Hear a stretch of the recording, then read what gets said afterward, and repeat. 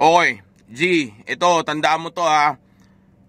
Oo nga't madalas kong itinuturo sa inyo na ang personality ng isang alpha male ay strong, okay? Matapang ito at agresibo, okay? Ito ay hindi duwag at hindi yumuyuko o hindi sunod-sunuran. Matter of fact, ang ugali nito o personality nito o karakter nito ay dominante, okay? Pero hindi porke ganyan yung characteristics niya o ganyan yung pagkatao ng isang alpha male, ang ibig sabihin na niyan ay hindi kayo matututong rumispeto sa kapwa ninyo. Okay? Hindi porke beta o blue pill ay babastusin ninyo o hindi ninyo papakitaan ng tamang respeto na karapatan niya. Okay? Pero pagdating sa respeto ng pagyuko o kung sino ang mas sabihin nating mas superior sa inyong dalawa, since beta male yung isa, okay, then of course hindi mo talaga maibibigay yung natural na pakiramdam na suppose na dapat na makuha niya kung sana ay hindi siya beta. Naiintindihan ko yun. Pero dapat matuto kang makisama, okay? Matuto kang mantrato o matuto kang itrato o dapat matutunan mo na itrato ng tama yung mga kapwa mo pa din, okay? Pero hindi ka makikisama sa kanila para makipagkaibigan lang, kundi makikisama ka sa kanila politically. Kumbaga, nire-recruit mo sila sa team mo, nire-recruit mo sila sa empire mo. Hindi naman para magtrabaho sa iyo, pero kung pwede mong gawin, di mas maganda, di ba? Pero since alpha ka nga, ang goal mo dito ay makuha mo yung loob niya. Okay? Kumbaga, the more na mas marami kang kaibigan, mas lalaki ang connection mo. So kung mas lalaki ang connection mo, mas lalakas ang kapangyarihan mo. Okay? Mas nadami ang mga makakatulong sa iyo. Okay? And also at the same time, mas lalaki nga kasi yung team mo. Okay? So, kumbaga kung tingnan mo yung mga tao sa paligid mo, tinitingnan mo sila ng political. Okay? Kumbaga, kaya kita gusto maging kaibigan o kaya kita nirerespeto, hindi naman dahil sabihin nating gusto ko lang na maging magka-close tayo o maging okay lang tayo, kundi dahil ang gusto ko ay maging konektado tayong dalawa. Kumbaga, as much as possible, gusto natin maging kaibigan lahat ng tao sa mundo. Okay? Kumbaga, ayaw nga natin ng may, di ba? May kahidwaan, pero hindi ganoon ang tunay na buhay. Alam naman natin na pagdating sa tunay na buhay, may mga tao na hindi talaga tayo magugustuhan o makakasalungat natin o makakalaban natin. Okay? Pero as much as possible, mas gusto natin maging kaibigan lahat yung mga yan kasi nga may mga pakinabang sila. Okay? Kumbaga, the more na mas maraming tao na magkakagusto sa iyo, mas maraming tutulong sa iyo, mas maraming magpapabango ng pangalan mo, mas maraming magse-select sa iyo, magpe-pre-select sa iyo. Kumbaga, napakaraming benepisyo. Okay? So kung tingnan mo ang pakikipagkaibigan nga sa ganitong klaseng sitwasyon, kumbaga para siya sa benepisyo mo. Hindi lang dahil gusto mo lang siyang irespeto o itrato ng tama, which is actually deserve niya, okay? Pero hindi mo gagawin ito para lang dyan sa bagay na yan, okay? Kumbaga, mayroon ka ring ibang intensyon, okay? Kumbaga, kaya ka rin nakikisama sa katrabaho mo, sa mga kaibigan mo, sa kapitbahay mo, sa lugar ninyo, sa mga nagtatrabaho sa gobyerno, di ba, sa labas, dahil alam mong may benepisyo kang makukuha dito. Okay?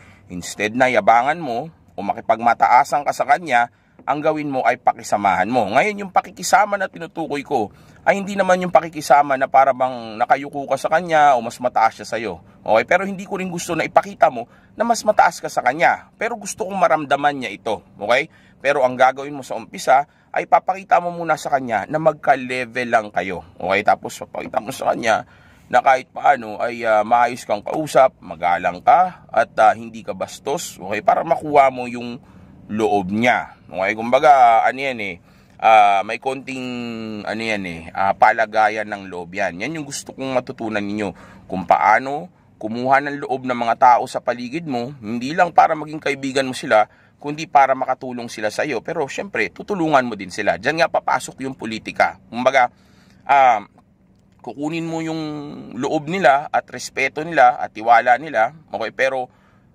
hindi mo ito basta kukunin para gamitin lang sila, kundi dahil magtutulungan kasi kayo. Okay, ganyan ang tunay na alpha male. Ito'y isang tunay na leader. Okay? So, hindi porke alam mong mas mataas ka sa kanila ay yayabangan mo na sila. Instead, ang gagawin mo ay hindi naman gagamitin mo sila, kundi, kumbaga, magtutulungan kayo. So, kung ano yung magagawa niya sa iyo, pahalagahan mo yun. Okay? Tapos, yun nga, kaibiganin mo dapat siya para makuha mo itong bagay na ito. At kung di man niya ito maibibigay sa iyo, at least, hindi mo siya naging kalaban. Hindi mo siya naging kaaway, di ba?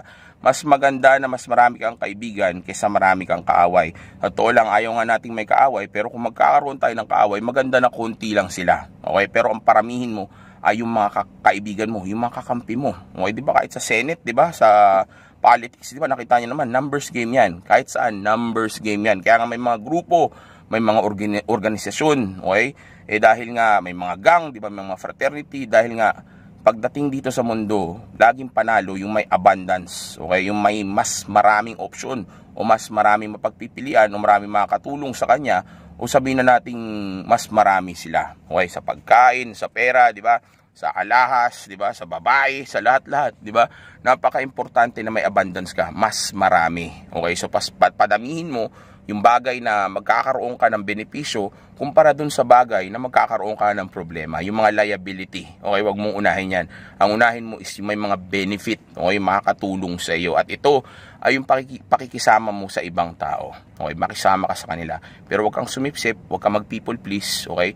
Alpha ka pa din, okay? Pero pag di niya masyado maintindihan yung ugali mo, lalo na yung pagiging red pill mo, medyo adjust ka ng konti para makuha mo lang siya. Tapos tsaka mo unti-untiin kapag ka okay na kayo. Okay, paramihin mo yung mga tao sa paligid mo, palakihin mo yung empire mo, palakihin mo yung grupo mo. Okay, dahil lahat ng tao may kayang gawin yan, may mga abilidad yan, may mga connection yan, at may mga kayang itulong sa iyo yan. Okay, so kung aalagaan mo lahat yan, lahat ng mga bagay na kakailanganin mo, malamang makukuha mo yan sa kanila. Okay, yung iba may pera, yung iba masipag, yung iba matapang, iba konektado sa gobyerno, 'di ba? So kung makukuha mo lahat 'yan at hindi ka magdidiskrimina, mayaman, mahirap o kahit sino man, okay, then 'di ba? Mas magiging makapangyarihan ka. Dahil tandaan nyo, ang tunay na kapangyarihan natin pagdating sa politics ay hindi nanggagaling sa iyo, kundi nanggagaling sa mga tao. Okay? So kung makakuha ka ng maraming tao, o the more na mas makakuha ka ng mas maraming tao, of course, basic na 'yon, 'di ba? Kumbaga no-brainer, mas lalo kang magiging malakas. Okay? So, hindi porque strong ang personality o mukha kang mayabang o maangas, ibig sabihin na yayabangan o angasan mo na mga tao sa paligid mo.